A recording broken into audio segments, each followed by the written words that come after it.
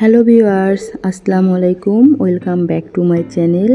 আজ আমি চিকেন বিরিয়ানি রান্না করব। কিভাবে রাঁধুনি রেডিমিক্স বিরিয়ানি মশলা দিয়ে অনেক সহজ এবং সুস্বাদু করে রান্না করতে হয়, এটাই আমি আজ আপনাদের দেখাবো।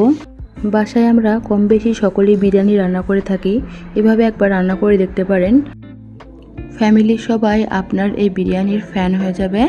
কথা না বাড়িয়ে চলে যাওয়া যাক রান্নার প্রণালী তৈরি করতে। এখানে আমি 1 কেজি পরিমাণ মুরগির মাংস নিয়েছি। এটা আমি রেগুলার পিস করে কেটে নিয়েছি। এরকম বড় বড় করে আপনারা চাইলে আপনাদের পছন্দ মতো পিস করে কেটে নিতে পারেন। এখানে আমি 1 টেবিল চামচ পরিমাণ শুকনো মরিচের গুঁড়া দিয়ে দিলাম এবং 2 টেবিল চামচ পরিমাণ টক দই দিয়ে দিলাম। এরপর দিয়ে দিলাম 1 টেবিল চামচ পরিমাণ লবণ দিয়ে খুব ভালোভাবে মেখে আমি এটাকে ম্যারিনেট করতে দেবো 1 ঘন্টার জন্য। ফিরে আসলাম 1 ঘন্টা পর। 3টি মাঝারি সাইজের আলু আমি এরকম বড় করে পিস করে নিয়েছি, এগুলো দিয়ে দিলাম এবং সামান্য একটু মরিচের গুঁড়া এবং আধা চামচ পরিমাণ লবণ দিয়ে আমি এগুলোকে খুব ভালোভাবে ভেজে নেব। আমি এগুলো যেন একটু হালকা সিদ্ধ হয়ে আসে, এজন্য আমি ঢাকনা দিয়ে ঢেকে 5 মিনিটের জন্য ভেজে নেব। 5 মিনিট হয়ে গেছে। আমি এর মধ্যে 2-1 নেড়ে চেড়ে দিয়েছিলাম। এভাবে উল্টে পাল্টে আমি আলুগুলোকে ভেজে নিয়েছি। আমার আলুগুলো ভাজা হয়ে গেছে। আলুগুলোকে তুলে ওই প্যানের মধ্যে আমি 1 কাপের থেকে একটু কম পেঁয়াজ কুচি দিয়ে দিলাম, দিয়ে খুব ভালোভাবে ভেজে নেব এবং প্রায় 1 কাপ পরিমাণ তেল দিয়ে দিলাম। এই পর্যায়ে আমি এখানে দিয়ে দেব গরম মশলা। এখানে দিয়ে দিলাম 2টি তেজপাতা, 2টি দারচিনি, 6টি সাদা এলাচ এবং 6-7টি লবঙ্গ দিয়ে খুব ভালোভাবে ফ্লেভার আসা পর্যন্ত ভেজে নেব। আপনারা চাইলে এটা নাও দিতে পারেন, কারণ বিরিয়ানির মশলাতে সবগুলো থাকে, দিলে একটু খেতে বেশি টেস্ট হয়, তবে চেষ্টা করবেন দেওয়ার। পেঁয়াজগুলো হালকা ভাজা হয়ে যাওয়ার পরে এখানে আমি 1 টেবিল চামচ আদা বাটা এবং 1 টেবিল চামচ রসুন বাটা দিয়ে খুব ভালোভাবে ভেজে নেব, যাতে মশলার কাঁচা গন্ধটা চলে যায়। এবং এখানে সামান্য একটু পানি দিয়ে দিলাম যাতে মশলাগুলো পুড়ে না যায়। এখানে আমি এখন দিয়ে দেবো 1 চা চামচ জিরের গুঁড়ো এবং আধা চা চামচ ধনিয়ার গুঁড়ো দিয়ে খুব ভালোভাবে নেড়ে চেড়ে এগুলোকে কষিয়ে নিতে হবে।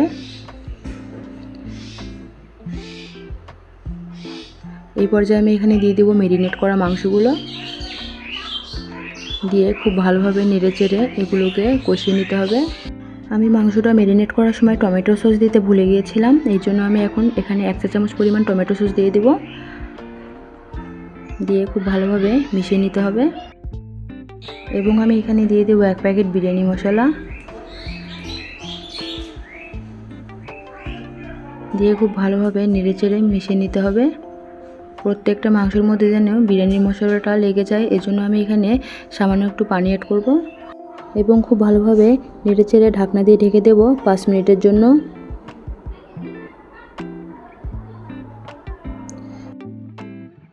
ফিরে আসলাম 5 মিনিট পর। আমি এখানে যতটুকু পানি দিয়েছিলাম তার থেকে দ্বিগুণ বেশি পানি বের হয়ে এসেছে। এই পানি দিয়ে আমার পুরো মাংসটা রান্না কমপ্লিট হয়ে যাবে।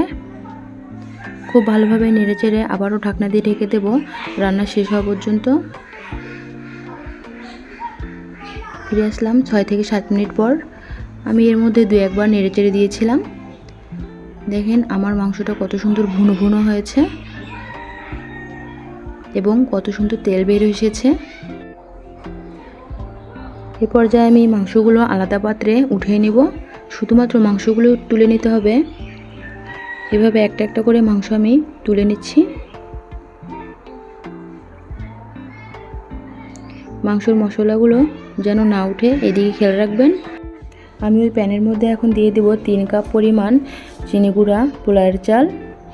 আপনারা চাইলে যে কোনো সুগন্ধি চাল ব্যবহার করতে পারেন। দিয়ে খুব ভালোভাবে এগুলোকে ভেজে নিতে হবে। আমি এখানে 1.5 চামচ পরিমাণ ঘি দিয়ে দিচ্ছি। চেষ্টা করবেন ঘিটা দেওয়ার। ঘি দিলে বিরিয়ানির টেস্টটা অনেক বেশি বেড়ে যায় এবং বিরিয়ানিটা অনেক সুন্দর ঝরঝরে হয়ে থাকে। খুব ভালোভাবে নেড়েচেড়ে ভেজে নিতে হবে। এখন আমি দিয়ে দেব ভেজে রাখা আলুগুলো আর 4 থেকে 5টি কাঁচামরিচ আমি এভাবে ফালা করে নিয়েছিলাম।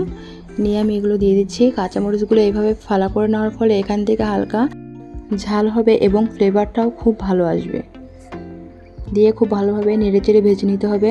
চালগুলো যেন একদম সুন্দর ঝরঝরে হয়ে যায়, একটা চালের সঙ্গে একটা চাল না লাগে। দেখতেই পাচ্ছেন আমার চালগুলো কত সুন্দর ভাজা ভাজা হয়ে গেছে। এই পর্যায়ে আমি এখানে অ্যাড করব গরম পানি।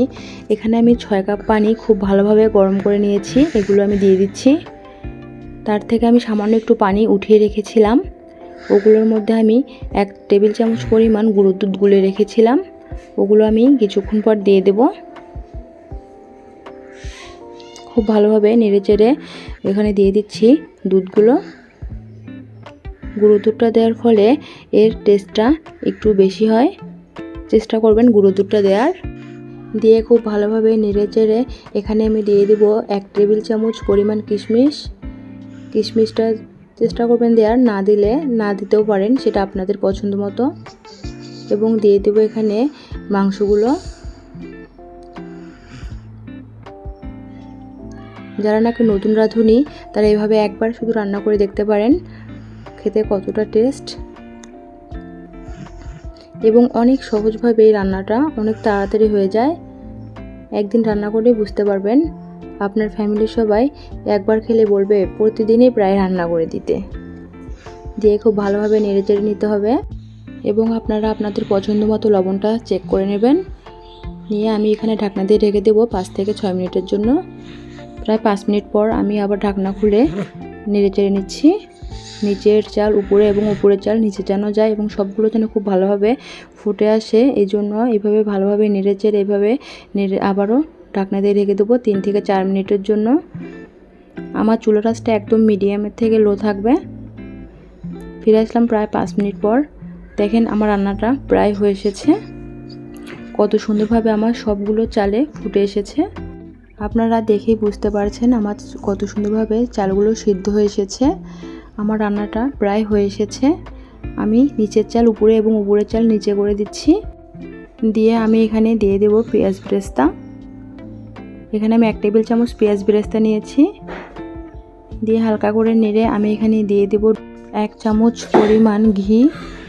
দিয়ে হালকাভাবে নেড়ে ঢাকনা দিয়ে ঢেকে দেব 5 থেকে 6 মিনিটের জন্য। চুলার আঁচটা আমার একদম লোতে থাকবে, চুলার আঁচটা বাড়ানো যাবে না। ফিরে আসলাম আমার প্রায় 6 থেকে 7 মিনিট পর। দেখেন আমার বিরিয়ানিটা কত সুন্দরভাবে ঝরঝরে হয়ে গেছে। আপনারা প্লিজ ট্রাই করবেন ঘিটা দেওয়ার, ঘি দিলেই বুঝতে পারবেন কত সুন্দর হয়। আমি এবার সার্ভ করে আপনাদের দেখাচ্ছি। দেখতেই পারছেন আমার বিরিয়ানির কালারটা কত সুন্দর হয়েছে। আমি এখানে সামান্য একটু পেঁয়াজ বেরেস্তা দিয়েছি এবং চিকেন পাকোড়া দিয়ে আপনাদেরকে দেখাচ্ছি খুব সহজে কিভাবে চিকেন পাকোড়া তৈরি করতে হয়। আমি পরের ভিডিওতে আপনাদেরকে দেখিয়ে দেব। আপনারা যদি আমার চ্যানেলে নতুন হয়ে থাকেন প্লিজ আমার চ্যানেলটি সাবস্ক্রাইব করে দেবেন। আমার ভিডিওটি ভালো লাগলে একটি লাইক দেবেন। আজ এই পর্যন্তই, আপনারা সবাই ভালো থাকবেন। আল্লাহ হাফেজ।